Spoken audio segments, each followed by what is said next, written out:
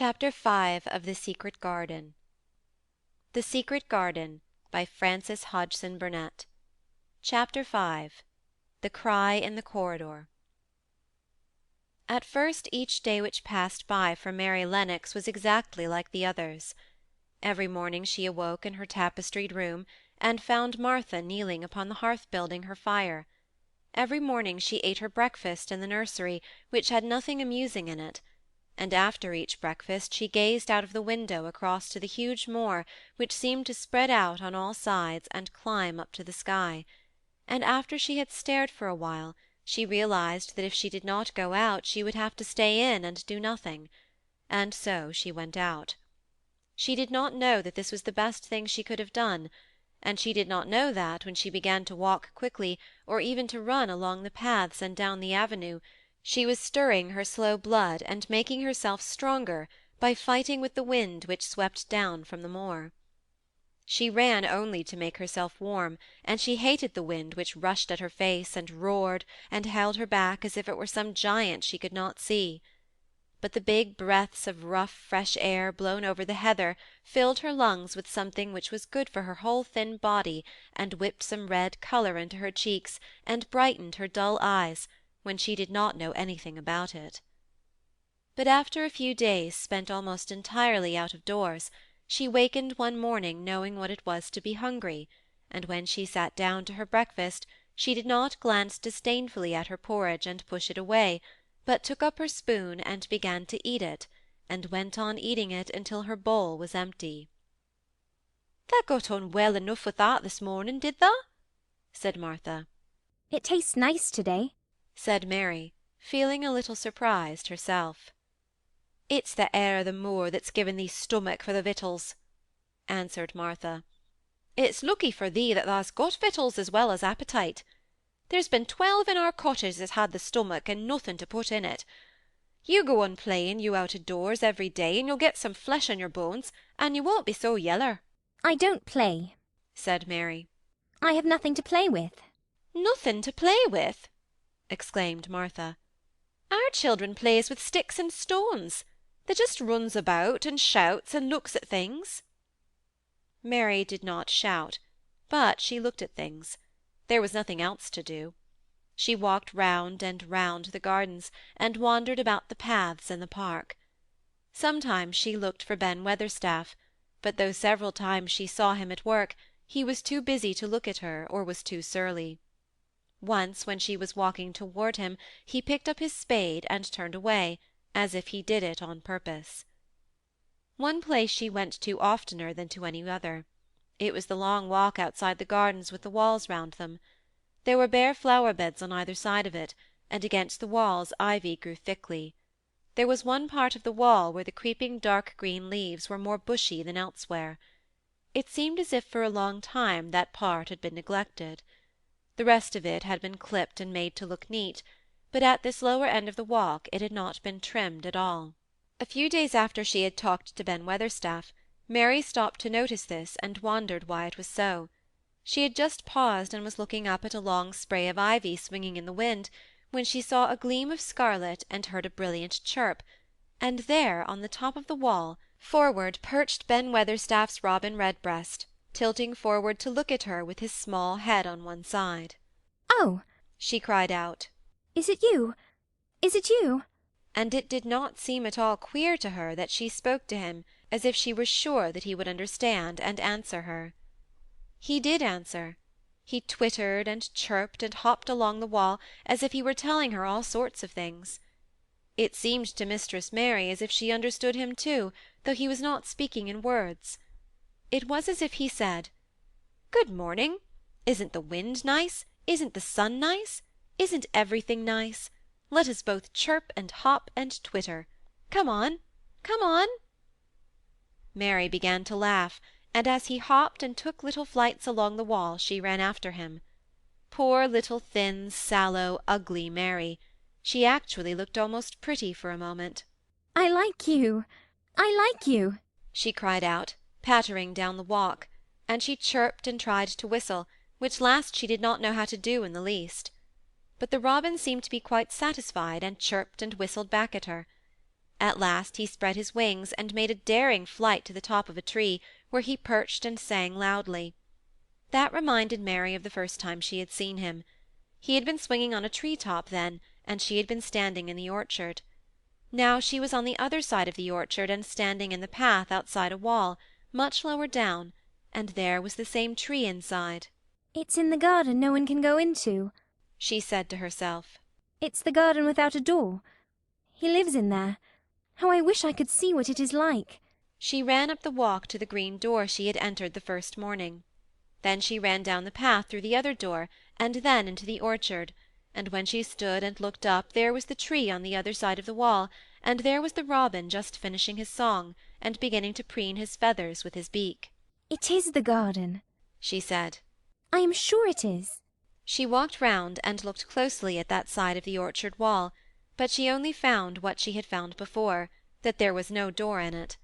Then she ran through the kitchen gardens again, and out into the walk outside the long ivy-covered wall, and she walked to the end of it and looked at it, but there was no door, and then she walked to the other end, looking again, but there was no door. It's very queer, she said. Ben Weatherstaff said there was no door, and there is no door. But there must have been one 10 years ago, because Mr. Craven buried the key. This gave her so much to think of that she began to be quite interested, and feel that she was not sorry that she had come to Misslethwaite Manor. In India she had always felt hot and too languid to care much about anything. The fact was that the fresh wind from the moor had begun to blow the cobwebs out of her young brain and to waken her up a little. She stayed out of doors nearly all day, and when she sat down to her supper at night she felt hungry and drowsy and comfortable.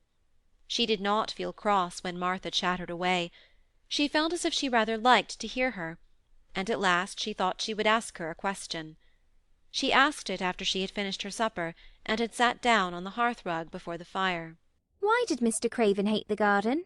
she said. She had made Martha stay with her, and Martha had not objected at all.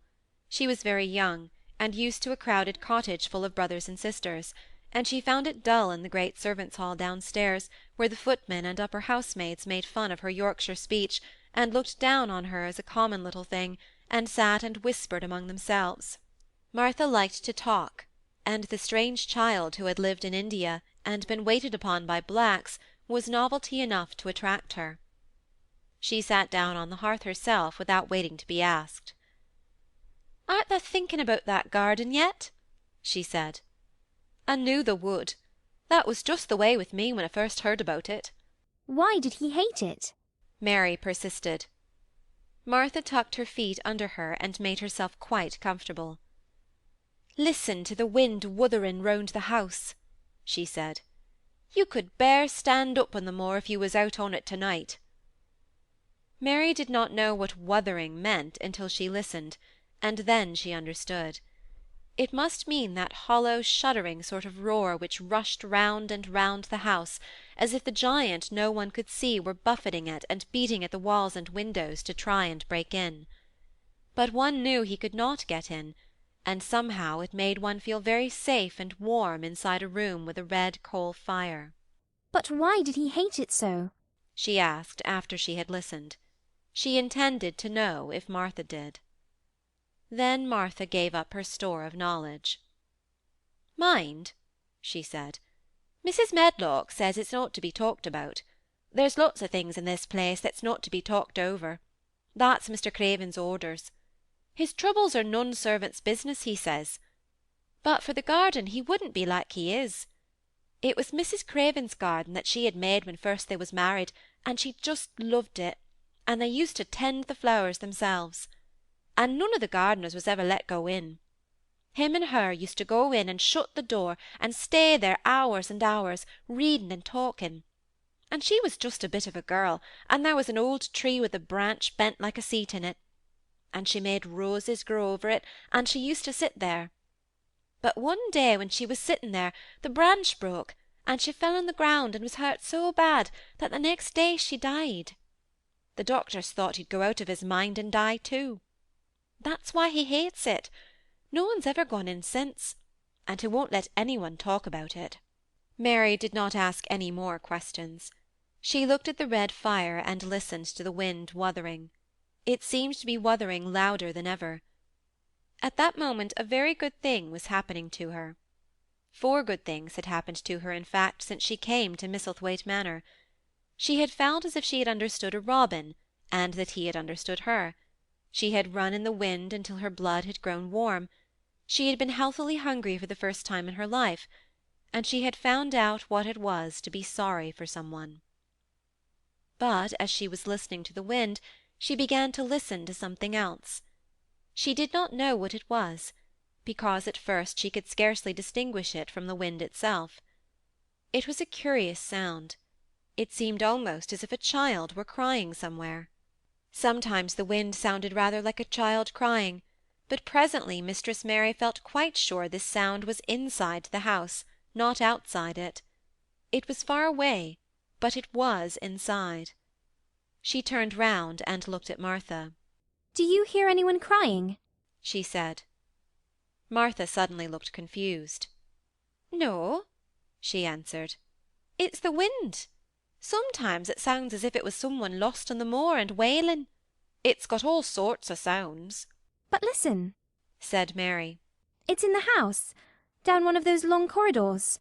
And at that very moment a door must have been opened somewhere downstairs, for a great rushing draught blew along the passage, and the door of the room they sat in was blown open with a crash, and as they both jumped to their feet the light was blown out, and the crying sound was swept down the far corridor, so that it was to be heard more plainly than ever. "There!" said Mary. "I told you so. It is someone crying, and it isn't a grown-up person." Martha ran and shut the door and turned the key, but before she did it they both heard the sound of a door in some far passage shutting with a bang, and then everything was quiet, for even the wind ceased wuthering for a few moments. "It was the wind," said Martha stubbornly. "And if it wasn't, it was little Betty Butterworth, the scullery maid. She's had the toothache all day." But something troubled and awkward in her manner made Mistress Mary stare very hard at her. She did not believe she was speaking the truth. End of chapter 5.